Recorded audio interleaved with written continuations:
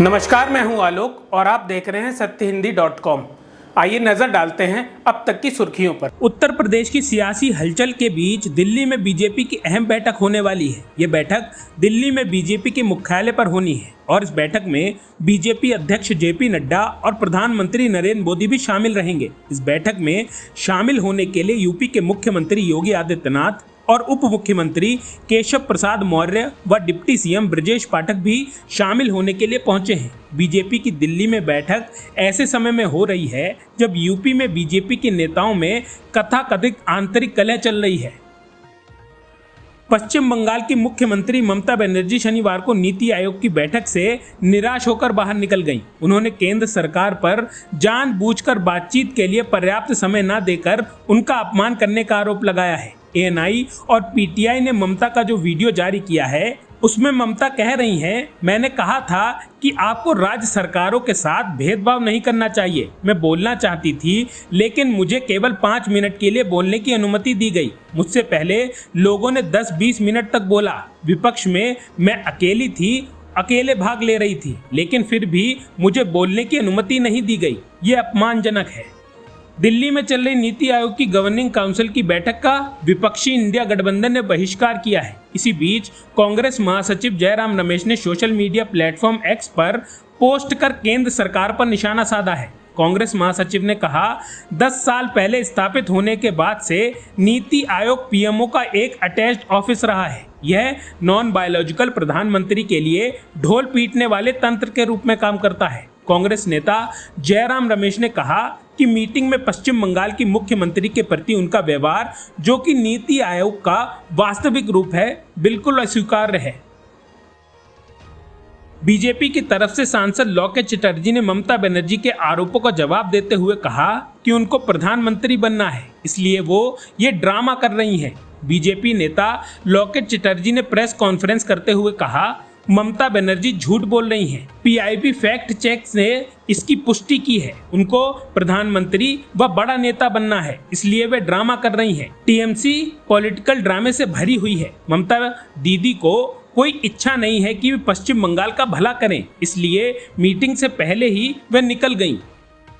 पश्चिम बंगाल की मुख्यमंत्री ममता बनर्जी ने नीति आयोग को खत्म करके योजना आयोग को बहाल करने की मांग की है। ममता बनर्जी शनिवार 27 जुलाई को नीति आयोग की बैठक में भाग लेने के लिए दिल्ली में है। ममता बनर्जी ने वर्तमान संगठन की आलोचना करते हुए कहा, नीति आयोग को हटाओ, योजना आयोग को वापस लाओ। योजना आयोग की एक संरचना थी, इसने देश में बुनियादी ढांचे का निर्माण किया। योजना आयोग नेताजी सुभाष चंद्र बोस का विचार था। ममता बनर्जी ने कहा, नीति आयोग के पास कोई शक्तियां नहीं है, ये राज्य सरकार के साथ समन्वय में काम करता है। उन्होंने कहा, मैं न केवल बंगाल के लिए बल्कि इंडिया ब्लॉक शासित राज्यों का मुद्दा उठाऊंगी। बीजेपी पर निशाना साधते उन्होंने कहा, वो बंगाल को बांटने की कोशिश कर रहे हैं। बीजेपी के किसी नेता ने असम को बांटने को कहा था, किसी ने बिहार को बांटने को कहा था। मैं उन्हें गैंग नहीं कहूंगी क्योंकि असंसदीय शब्द है, बल्कि मैं उन्हें टुकड़े टुकड़े मंच कहूंगी। उन्होंने आगे कहा कि बीजेपी ने सरकार तो बना ली है, लेकिन उनके पास जनादेश नहीं है। 2014 में भाजपा के सत्ता में आने के बाद यह पहला मौका है जब उन्होंने एकल पार्टी की सरकार नहीं बनाई है। ममता ने कहा कि अपनी मजबूरियों के कारण राजग ने राजनीतिक रूप से बहुत पक्षपाती बजट पेश किया है, जिसने विपक्षी दलों के शासन वाले राज्यों के उनके अधिकारों से वंचित कर दिया है। बिहार के मुख्यमंत्री नीतीश कुमार नीति आयोग की बैठक में शामिल नहीं हुए। बैठक में उनके राज्य का प्रतिनिधित्व उप मुख्यमंत्री सम्राट चौधरी और विजय कुमार सिन्हा ने किया। महत्वपूर्ण बैठक से नीतीश की अनुपस्थिति का कारण तुरंत ज्ञात नहीं हो सका। सूत्रों के मुताबिक केंद्र के बजट प्रस्तावों को मंजूरी दे दी, जिसके बाद मुख्यमंत्री को लगा कि बैठक में शामिल होने की कोई जरूरत नहीं है। लेकिन साथ ही ये भी कहा जा रहा है कि बिहार को विशेष राज्य का दर्जा नहीं मिलने से नीतीश अपना इस तरह से विरोध भी जता रहे हैं। मोदी सरकार जेडीयू और टीडीपी के समर्थन से मुख्य रूप से चल रही है। टीडीपी प्रमुख और आंध्र प्रदेश के सीएम चंद्रबाबू नायडू इस बैठक में शामिल हुए और उन्हें 20 मिनट बोलने का मौका भी दिया गया है। महाराष्ट्र के अनुभवी राजनेता शरद पवार, जिन्हें हाल ही में अमित शाह ने भ्रष्टाचार का सरगना बताया था, उन्होंने पलटवार करते हुए केंद्रीय गृह मंत्री अमित शाह को याद दिलाया है कि कैसे उन्हें अदालत ने उनके गृह राज्य गुजरात से तड़ीपार किया था। शरद पवार ने कहा कि कुछ दिन पहले गृह मंत्री अमित शाह ने मुझ पर हमला किया और मुझे कुछ बातें कही। उन्होंने मुझे देश के सभी भ्रष्ट लोगों का कमांडर कहा। अजीब बात है कि गृह मंत्री एक ऐसे व्यक्ति हैं जिन्होंने गुजरात के कानून का दुरुपयोग किया और इसके लिए सुप्रीम कोर्ट ने उन्हें गुजरात से तड़ीपार कर दिया। पश्चिम बंगाल में बढ़ती मुस्लिम आबादी को लेकर बेगूसराय के सांसद गिरिराज सिंह ने ममता बनर्जी सरकार पर हमला बोला है। बीजेपी नेता गिरिराज सिंह ने डायरेक्ट एक्शन डे की याद दिलाते हुए बंगाल के लोगों को हिंदुओं को संगठित होने को कहा है। सोशल मीडिया पर उन्होंने लिखा, जिन्ना के अनुयायी सोहरावर्दी ने 1946 में डायरेक्ट एक्शन डे पर बंगाल में लगभग 30,000 हिंदुओं का नरसंहार किया था।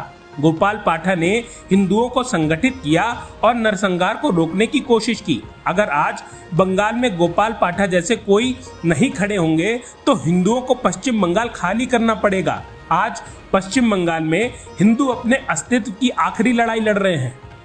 उत्तर प्रदेश की 10 सीटों पर होने वाले उपचुनाव को लेकर हलचल तेज हो गई है। इसी बीच समाजवादी पार्टी के राष्ट्रीय महासचिव और राज्यसभा सांसद राम गोपाल यादव ने उपचुनाव को लेकर बड़ा दावा किया है। राम गोपाल यादव शुक्रवार को फिरोजाबाद जनपद पहुंचे थे, जहां उन्होंने पार्टी कार्यकर्ताओं से मुलाकात की। उन्होंने कहा कि भारतीय जनता पार्टी तो पहले भी कहती थी कि 80 की 80 सीटें जीत रहे हैं, लेकिन उसमें भी क्या हुआ, भारतीय जनता पार्टी चारों खाने चित हो गई। हमारी बात में अब ज्यादा ताकत है। हम फिर से कह रहे हैं, हम 10 की 10 सीटें जीतेंगे। जम्मू कश्मीर के कुपवाड़ा जिले में नियंत्रण रेखा पर शनिवार को 27 जुलाई को आतंकवादियों के साथ मुठभेड़ के दौरान एक सैनिक शहीद हो गया और 4 अन्य घायल हो गए। सेना ने कहा कि मुठभेड़ में एक पाकिस्तानी व्यक्ति की भी मृत्यु हुई है।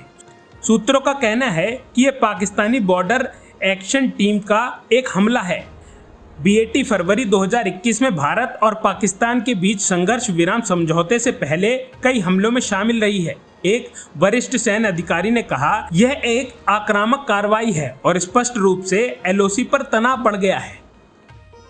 महाराष्ट्र की नवी मुंबई में 3 मंजिला इमारत इंदिरा निवास ढह गई है। इमारत के मलबे में कई लोगों के फंसे होने की आशंका है। शहबाज गांव में हुई इस दुर्घटना की सूचना मिलते ही NDRF, मुंबई पुलिस और फायर डिपार्टमेंट सहित नगर पालिका की टीमें मौके पर पहुंच गई हैं और रेस्क्यू ऑपरेशन में जुट गई हैं। फायर ब्रिगेड ने बताया कि यह दुर्घटना आज 27 जुलाई सुबह 4:30 बजे हुई है। इस हादसे में 2 लोगों के दबे होने की आशंका जताई जा रही है। उत्तराखंड में शनिवार को कई दौरे की तेज बारिश की संभावना है। मौसम विभाग ने देहरादून और बागेश्वर जिले के कुछ इलाकों में तेज बारिश का ऑरेंज अलर्ट जारी किया है। उत्तरकाशी, चमोली, रुद्रप्रयाग, पौड़ी, नैनीताल और पिथौरागढ़ में कहीं कहीं कई दौरे की तेज बारिश होने का येलो अलर्ट भी जारी किया गया है। मौसम विभाग की चेतावनी को देखते हुए देहरादून DM सोनिका ने कक्षा 1 से लेकर 12 तक स्कूलों, कॉलेजों, शैक्षिक संस्थाओं और आंगनवाड़ी केंद्रों में शनिवार को छुट्टी का आदेश दिया है। अब तक की सुर्खियों में बस इतना ही। आगे की खबरों के लिए बने रहिए सत्यहिंदी.com पर।